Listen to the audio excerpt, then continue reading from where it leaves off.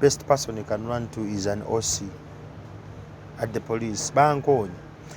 He or she doesn't even have a contact of an LC chairperson or an MP or someone who is totally a layman. Now, those are the people I appreciate. So and that why? is you crafted the people you are going to talk to. Absolutely, because these are the people affecting our economy. These are the people who, the numbers, if their plight is not amplified, no one is going to pay attention to. Yeah. And that's where I dived. Okay. Androke Omontuawansi. And from that day up to today, I've not looked back. Yeah. And my talk to Omontuawansi every time is kola ngabo saving, bomalo saving, investing, because this is a model from the time of Frederick Sempebwa, the architecture of what we're running on today. They didn't take time to make this generation appreciate the aspect of investment. Everyone said, please save money, save money, save money. So what? And so then what? Yeah. That was missed. Now, the investment bit, you have friends yourself who say, I have like 20 million. What business do you think is viable? Because they were not allowed to invest. Yeah. Now, me, my talk to the Abantu Bawansi every time I have a chance, even when I'm invited at universities, is to emancipate their mind to kolanga was saving and then invest. But investment starts with you. What are you listening to? Who are you talking to? What are you watching? How do you sleep? How do you run your day? People wake up in the morning, Crystal, and they don't know what they're going to do. You find them on their desk and you're like, what have you done today? We're truly one, because it's same. But at the desk where you are, if you woke up and you write your to-do list and you say, today I'm going to make these calls, today I'm writing these emails, today I'm going to listen to this audiobook, today I'm going to read this to empower your mind, you can change your perspective of life.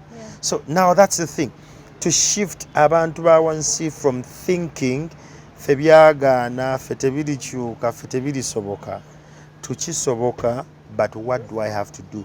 What is my role to make this change come in? What is my support structure? What can I plug in? It's a serious mindset. It is. That needs to be changed. Because one of the biggest challenges is people who are living, I won't even say paycheck to paycheck, but meal to meal. Yeah. And that's all they're focused on. If you're only thinking about that next meal, then you will never think about anything else. Absolutely. So. But it comes with what we read. We come from a culture that does not empower people to read. People don't even attend symposiums and conferences that are empowering them. Yeah. People are not taking time to share. We come from a generation that is scared to share their vision because they feel if I tell this to Krista Agenda Chibba, before you know, she'll be running with it. So there is a lot of distrust and suspicion on every lane.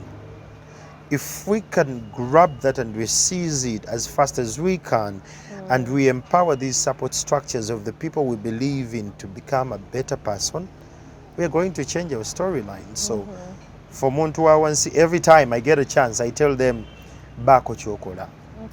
From your home, from your family members. And I'll tell you what happens. You will know that you don't matter in your family. If a family meeting can start and they say, Kristo is not here, tutandika na tusanga, you're irrelevant. You don't count to them. Wow. So you need to set a pedigree that even with my little knowledge and experience I have and the contacts I have, I matter, I'm relevant. So it starts with your family. Are you relevant? Can they hold for a meeting before you arrive and they say, let's give those 10 minutes. If they can run and they say we'll share the minutes, you don't matter. If your spouse can make a decision without involving you, you don't matter. So you need to start to patch up yourself that these people see the value you hold. Now it's that value that is going to have a traction around you, and you'll become someone who is actually going to change your storyline. So it starts with you. Yeah, you have to invest in yourself. The investment you do, people don't take time to even take the me time. Me, every month I take time, me and my wife, we travel to a very sacred place, switch off the phones, and we have what we call a Johari's window. A Johari's window, you speak and I won't get offended.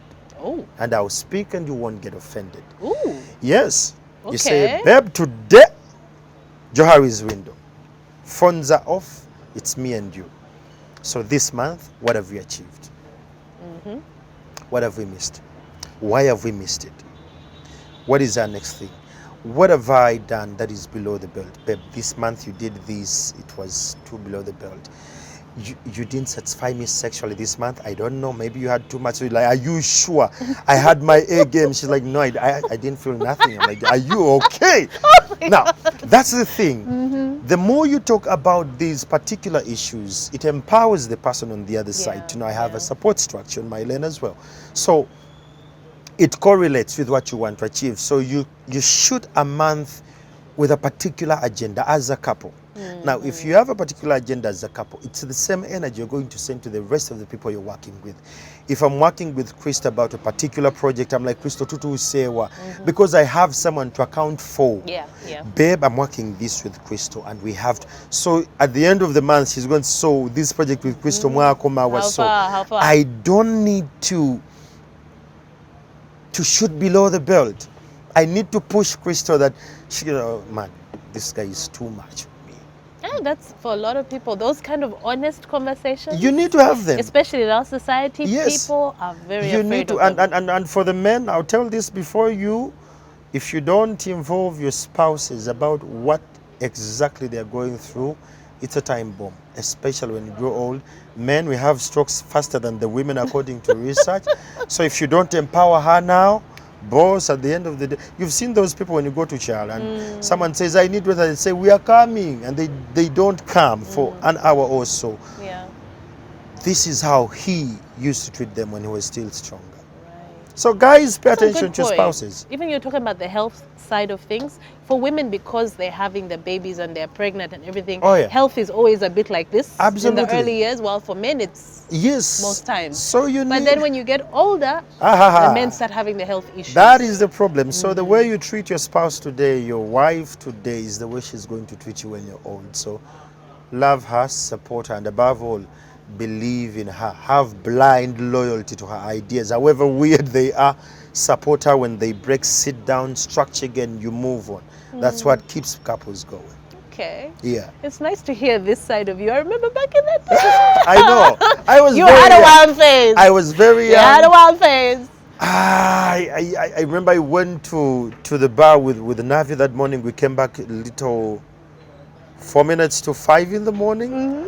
Man, I was crazy. I was young, and the Bible says that Paul says in one of his epistles that when I was young, I thought and I did and acted as a young person, but now that I'm a mature man, I do things according to what the Spirit guides me and what my age calls for. Yes. Okay.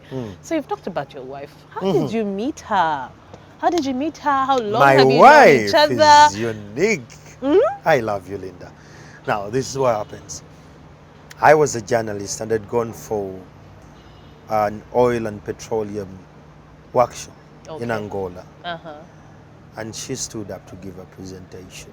In Angola? In Angola. Okay. Man, she was hot. She was brilliant. Crystal, I'm sapiosexual. I'm attracted to brilliant people. Now, she gave a speech. I'm like, Jesus. And after I told my friend, that has to be my wife. The guy said, boss, wait it is. You actually said that. You're a journalist.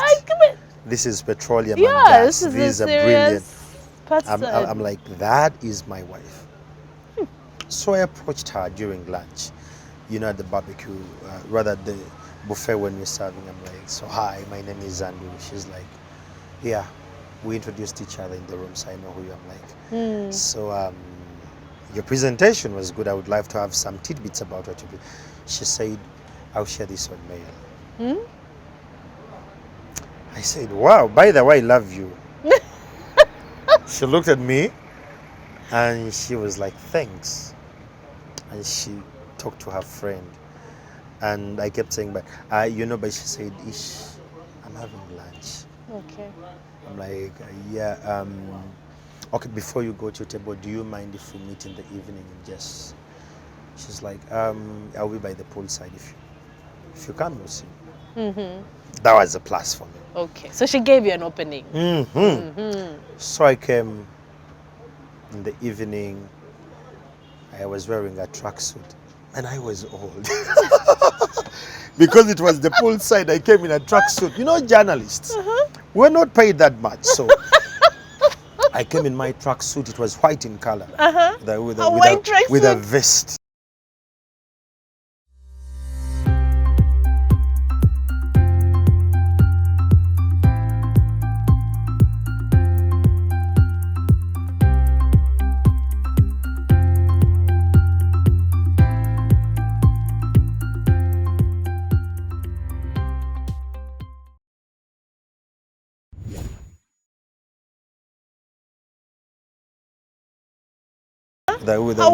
With a vest. Oh dear. You know, tracksuit, you just put on this. So I came and sat and say, hi, Linda. She was talking to some other two friends from Lesotho. And these girls gave this look like, come on. Said, can I talk to you? She said, okay, you have 5 minutes. So I told her, look, I'm Ugandan, you're Ugandan. She said, I moved to Angola because I love petroleum. I said, I love you.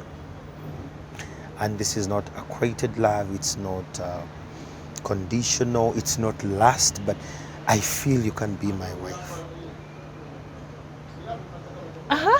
So she was like, 3 more minutes. So I'm like, this is what I'm thinking. If you could give me a chance to prove this to you, this can happen. I will love you, I'll have babies with you, and you'll only be my only wife, if you could allow me. She said, okay, well, you're bold, you're a journalist, I'm a petroleum, no. Ooh. I'm like, yeah, I know, but may I love you, find it in your heart. I don't know how, but... So she said, 5 minutes are done. I'm like, oh, can I just get your number? Maybe we talk when I go back to Uganda. She said, okay. So she gave me the number. But she was living in Angola. Yeah. So she never talked to me again. Okay. The whole workshop, I would see her walking in the room, swinging her wide hips around the room. She was voluptuous, vicious, and she was black and smiling. Every time she would walk, I would be like, Jesus, take me, but not now. This is art in motion. My friends were like, you know, you're just too ambitious, I think. I said, no, that She's girl. the one. She's the one. So I was intentional. Okay. And then I came back, I started to talk to her via calls. I used to call her, and times she would pick, at times she would be like, I'm busy. At times I would be pushy, like, can we talk more? And she said, Andrew, if I'm ever going to love you, there is one thing I want one word from you to be clear. I need to know your vision. What do you want in life? So I shared my vision. She was like, okay. She said, you don't have a girlfriend? I said, no, I don't have one. Yeah. I don't. She said, are you sure? A journalist in Uganda. I'm like, yes, I had one, but we broke up. She said, why? I said, she said I was broke. I said, interesting. So she left me because of it. I'm like, yeah. So she was like, okay, let's pray about it. That was after 8 months, Crystal. So you were very persistent. I was. If you're going to achieve something in life, you have to be intentional. You have to be persistent. You have to be focused. You must have a vision. Why do you want it, and where is it taking you? And she told me, I'll tell you when I'm coming back to Uganda to check on my family. But when I come, you visit my father. Okay. I'm like, okay. So I told my sister, beautiful. Now, my sister Jackie is my yardstick. Jackie has the genes of my mother. Okay. So Jackie has my mother's eye. If Jackie likes something, I will like it. Okay. So if Jackie doesn't like something, I will have reservations. All right. So I say, Jackie, by then I was actually staying with Jackie in Ntinda. Uh-huh. So I'm like, she's coming. She said she will tell me when she's coming. She's like, okay. So Babe calls me when she's at Abaita Babili. And? And she said, I'm in Uganda. I'm like, how far? She's like, I'm at Abaita. I'm like, no. I said, you tell me when you're coming that... So you had a whole plan to be prepared and... I had 1 hour. The traffic jam on Entebbe was my only window to prepare. So I told Jackie, okay, she's here. Jackie said, don't panic. Let her come. We welcome her. We show her your bedroom.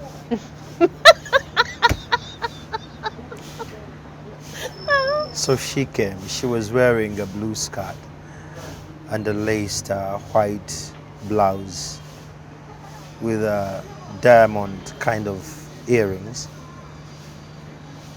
And I picked her from Tinda on a border. And I took her home on one bike.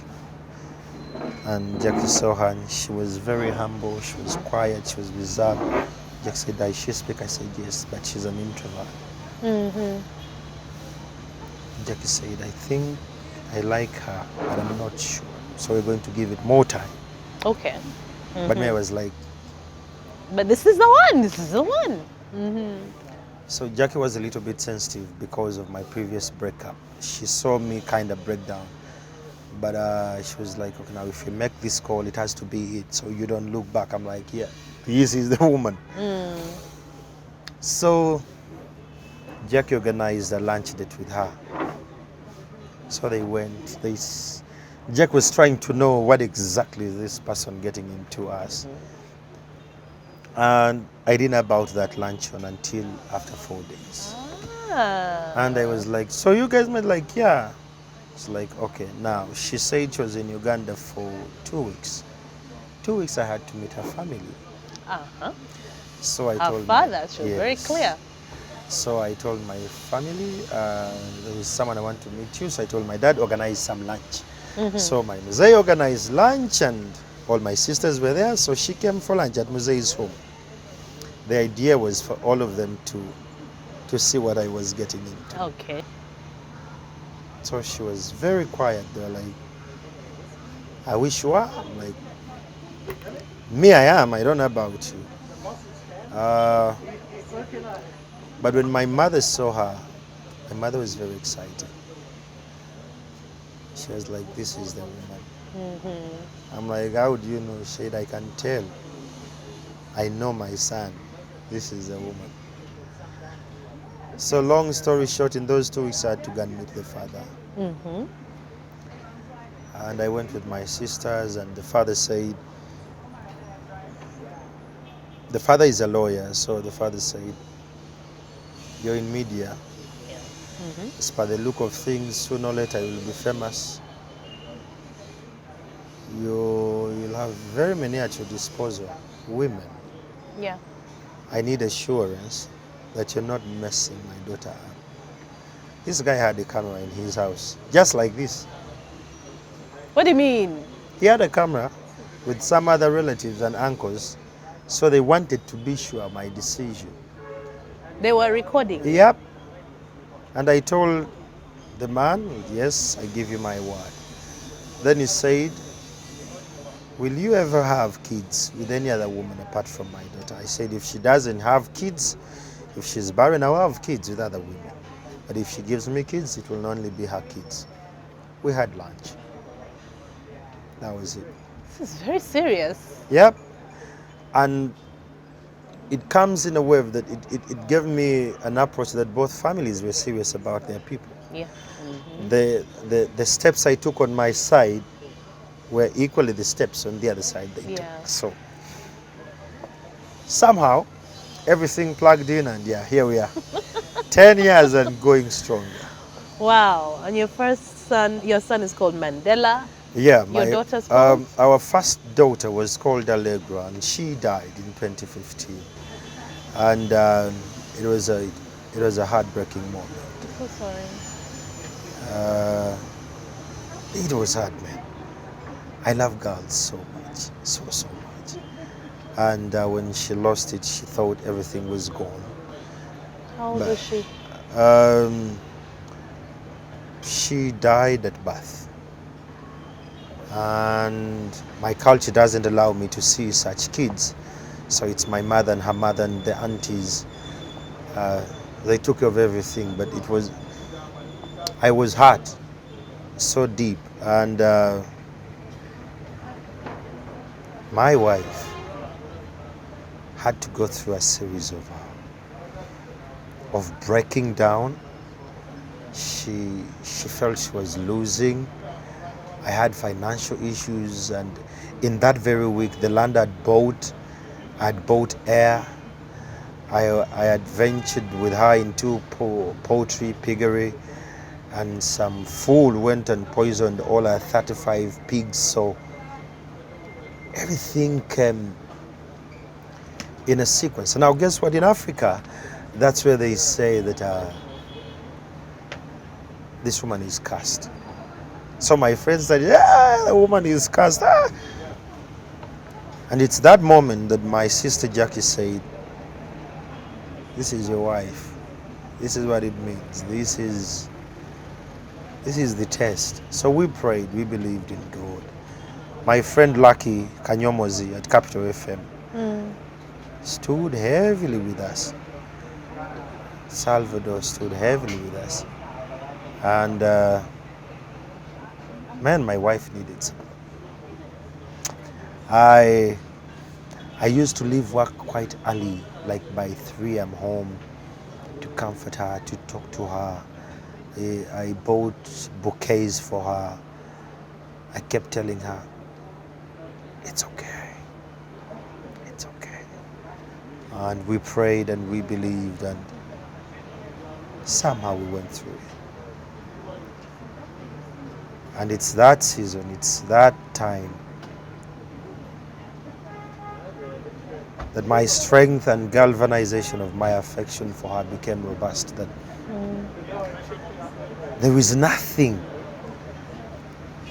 from here to Timbuktu that can ever break me with her, because she was tested. That's I the kind of was thing that tested. will either make you or break you as a Yeah, couple. and man, it was tough. I lost that girl, and getting pregnant again, it was a hassle.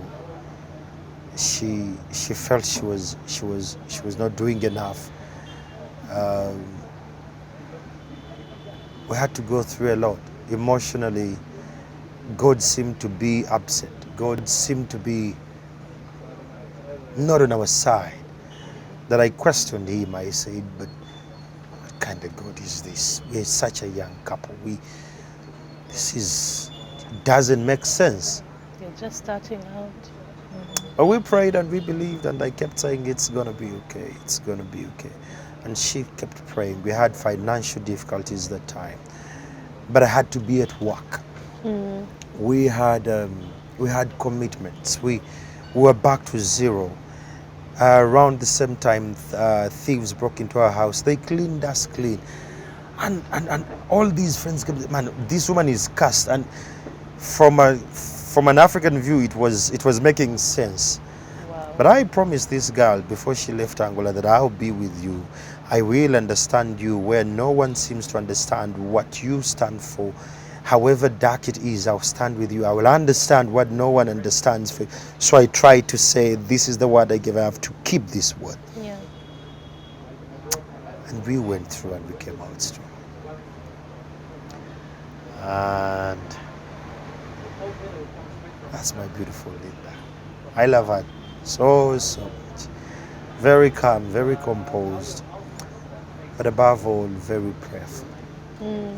I can be the strong man you see, the flamboyant, happy person, but I draw my strength from my wife. I draw my strength from my support structure, and it's my wife, it's my kids. I can feel it. That's my team. I feel it. Wow, that's a lot. Yeah, it's a lot, But now when you look back, you have so many yeah. blessings. I look back and you see, every time people say that they want to be like Kyamagero, the question is, can you pay the price? Can you go through the fire that I've gone through? Can you intercede? Can you love a woman and you lose a baby and you don't have a ring with her? You've not even been introduced to a family officially and you stay with her. Can you believe in her weird options of life and you still move with her? Do you have that iota to say that everything is possible on an industrial scale and you believe in the unseen? If you have that, if you can galvanize that energy, that support, and you plug it into it strong enough, then you can be like me and better than me. If you don't have that, you're loud sounding nothing. But you know, people never know about that side, or they only see the good stuff. They only see the happy times. Yeah, sure. But everyone goes through. It takes a lot, but it taught me one thing. We all need support structures. Yeah. People breaking, people not talking because they don't have support structure. People don't trust people anymore. This has affected many relationships. This has affected many families. And because they're not talking, you don't know the tremor, the magnitude of what they're going through in the night, in the morning. It gets crazy. And in my kind of business, at times we feel we're so big, we're so famous that I don't need to listen to my wife anymore. The day you do that, the day you lose it. Because all that comes, you see, before you get married, you're running by your mother's prayers. Yeah. But once you're married, you're running by your spouse's prayers. Period. So however much I'm thriving, it's that woman's prayers. It's the time she gives in and goes on her knees and intercedes to God to make projects and deals come through. It's that energy. It's that unseen innermost frame that she taps into and says that, God, we need this to move. Now I have to respect that. But even in terms of work, I mean, you put in the years behind the scenes for the longest time, the determination. Yeah. And like now NTV, Yeah. finally. Yeah. I think you said that was also one of your dreams. Yeah, my dream is Al Jazeera. Oh, Al Jazeera. But from you see, Jesus was never believed in Nazareth. But in Capernaum, just a stone throw from Nazareth, he was celebrated. So I chose to go the other way around. My nation has to first understand my talent and appreciate the power that I hold. Then I go on the regional scale. Good thing NTV covers the region. So that gives me even much more latitude. I'm exposed to the region. But beyond that, on the international scale, I'm trying to acquaint myself with the changing dynamics, the changing patterns of media. How do I become relevant to international media? How do I impact the international media? By telling my stories of Abantu Bawansi, reaching out to them, hearing what is unheard, and amplifying their plightiness at different spectrums of media. That's what I'm doing.